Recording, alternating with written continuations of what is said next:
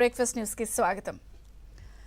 కొంతమంది డైరెక్టర్లు ఒక సినిమా తీసినప్పుడు 3 గంటల సినిమాను కూడా 30 గంటలు తీస్తారు.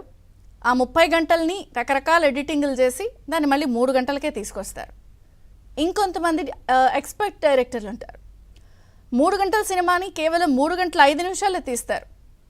ఆ 5 నిమిషాలు నక్కర్లేదనుకున్న దాన్ని ఎడిట్ చేసి 3 గంటల్ని ఎంత క్లారిటీతో ఇవ్వాలో అంత క్లారిటీలో ప్రజెంట్ చేస్తారు. అంటే ఒక రకంగా చెప్పాలి అంటే క్లారిటీ ఉన్న డైరెక్టర్ సినిమాని ఎలా తీయాలి, దాన్ని ఎలా హిట్ చేయాలి, పాత్రధారులు ఎవరు ఉండాలి, ఆ పాత్రధారులకి ఎటువంటి క్యారెక్టర్ ఇవ్వాలి అన్న విషయంలో ఆ డైరెక్టర్లు పూర్తి క్లారిటీతో ఉంటారు. ఇప్పుడు ఆంధ్రప్రదేశ్లో టీడీపీ జనసేన పొత్తు కూడా అంతే క్లారిటీతో ముందుకు వెళ్తోంది.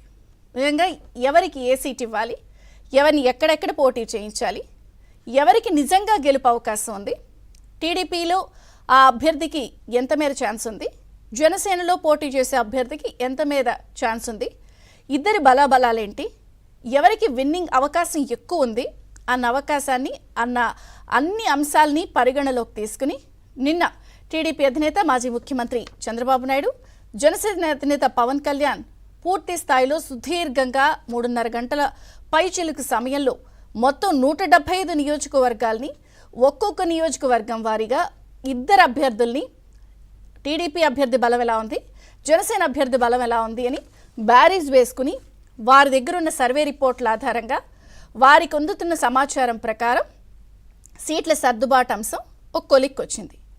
అది కూడా 32 సీట్లు జనసేన అడిగినట్టు, అందులో పూర్తి స్థాయిలో 20 సీట్ల విషయంలో టీడీపీ జనసేన ఇద్దరికి ఏకాభిప్రాయం వచ్చింది.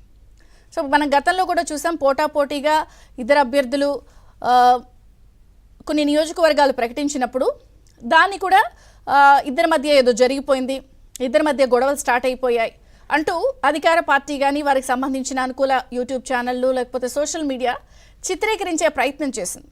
దానికి పవన్ కళ్యాణ్, చంద్రబాబు అంతే స్థాయి మెచ్యూరిటీలో ఏమిటి అనేది సమాధానం చెప్పారు. పవన్ కళ్యాణ్ కూడా తనకున్నటువంటి పూర్తి క్లారిటీతో పెద్ద పార్టీ అన్నాక కొన్ని రకాల సమస్యలు ఉంటాయి, లేకపోతే వారికి ఉండే ఒత్తిళ్లు వారికి ఉంటాయి, మనకుండే ఒత్తిళ్లు మనకుంటాయి. సరే, ఒక కమ్యూనికేషన్ గ్యాప్ కాబట్టి వాళ్ళు ప్రకటించారు, మనం ప్రకటించాం. కానీ టీడీపీ జనసేన పొత్తు ప్రభుత్వం ఫామ్ చేస్తుంది, వీళ్ళే గెలుస్తారు అంటే అంతే క్లారిటీతో చెప్పారు. నిన్న కూడా పవన్ కళ్యాణ్ మాటల్లో స్పష్టంగా అదే కనిపించింది. సో పూర్తి క్లారిటీతో జనసేన అధినేత పవన్ కళ్యాణ్ మీడియాను అడ్రస్ చేసినప్పుడు కూడా అది అంతే క్లారిటీతో అవును పొత్తు నాకు కొంచెం కష్టం ఉంటుంది, గతంలో సిపిఐ సిపిఎం లేకపోతే బీఎస్పీతో పెట్టుకున్నప్పుడు కొంత కష్టమైన పరిస్థితులు ఉన్నా కూడా ఎలా ముందుకు కొనసాగాము, ఇప్పుడు కూడా ఉన్న ఇబ్బందులున్నా ఒత్తిళ్లున్నా కూడా టీడీపీ జనసేన పొత్తే ప్రభుత్వాన్ని ఫామ్ చేస్తుంది అంటూ గంటా బజాయించారు. అలాగే ఇప్పటి వరకు కూడా 32 సీట్లు అడిగినట్టు 20 సీట్లలో పూర్తి స్థాయిలో ఏకాభిప్రాయం వచ్చినట్టుగా మనకు వార్తలు అందుతున్నాయి. అందులో కూడా ఎక్కడ కొంత చిక్కు వస్తోంది ఇద్దరి మధ్య టీడీపీ జనసేన అంటే ఉభయ గోదావరి జిల్లాల్లో, విశాఖ జిల్లాలోనే కొంత సీట్లు ఎక్కువ కేటాయింపులు జరపాలి అన్నట్టుగా జనసేన కోరడం, లేకపోతే ఆ అంశాలన్నింటిలో బలాబలాలు తేల్చుకునే విషయంలో ఇద్దరి మధ్య చర్చ జరిగినట్టుగా తెలుస్తోంది. అలాగే జనసేన కూడా విజయనగరంలో 1, విశాఖలో 6, కృష్ణలో 3, గుంటూరులో 2, ప్రకాశంలో 2, నెల్లూరులో 2, కడపలో 1, చిత్తూరులో 2, కర్నూలులో 1, అనంతపురంలో 2. ఇవి కాకుండా అనౌన్స్ చేసినవి కాకుండా ఇప్పటికే కాకినాడ కానీ అటు మచిలీపట్నం లోక్సభ స్థానాలు ఇప్పటికే జనసేన కేటాయించిన నేపథ్యంలో అదనంగా అనకాపల్లి, తిరుపతి కూడా కోరినట్టుగా మనకు సమాచారం అందుతోంది. అయితే ఒకే చోట కాకుండా మొత్తంగా కూడా వివిధ ప్రాంతాల్లో కేటాయించే విధంగా పూర్తి స్థాయిలో విజయావకాశాలు ఎవరికి ఎక్కువ ఉన్నాయి, గెలుపే ప్రాతిపదికగా సీట్లకి సంబంధించిన చర్చ కొలికొచ్చినట్టుగా మనకు తెలుస్తోంది. ఇక్కడ పూర్తి స్థాయిలో గెలుపు అవకాశాలే ప్రాతిపదిక. దీంతో పాటుగా ఈ నెల 8న మరొకసారి ఫైనల్ భేటీ జరిగే అవకాశం ఉంది. దాని తర్వాత 14లో టీడీపీ అధినేత చంద్రబాబు నాయుడు, అలాగే జనసేన అధినేత పవన్ కళ్యాణ్ కూడా పాలకొల్లు వేదికగా మరి ఉమ్మడి మేనిఫెస్టో, అభ్యర్థులు లేకపోతే పాదయాత్ర ఎలా ఉండాలి, సభ ఎలా ఉండాలని ఎన్నికల శంఖారావం పూరించే అవకాశం ఉందనేది చర్చ.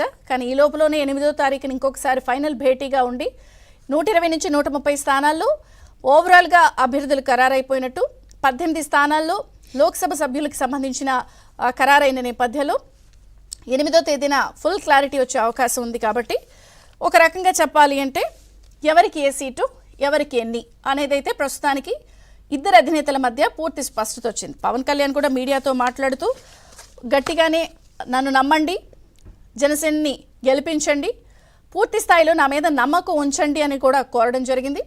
అలాగే గట్టిగానే ముఖ్యమంత్రి జగన్మోహన్ రెడ్డి గారికి గట్టిగానే సమాధానం చెప్పిన పరిస్థితి కూడా మనం చూసాం. ఇదేం మహాభారత కాలం కాదు, కలియుగం.